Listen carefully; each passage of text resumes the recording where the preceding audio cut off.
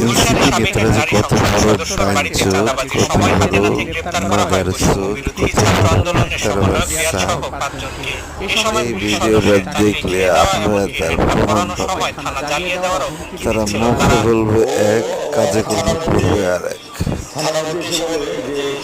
এবং কি দেখে কিভাবে কি পরিমাণে একজন আপনার সদস্য বা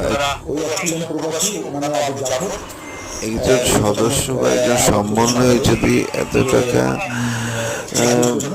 চাঁদা তুলতে পারে, তাইলে বড় যারা আছে, যারা কেন্দ্রীয় পর্যায়ে আছে, ঠিক আছে, তাদের অবস্থাটা কি তারা আপনারা একটু চিন্তা করে রাখেন।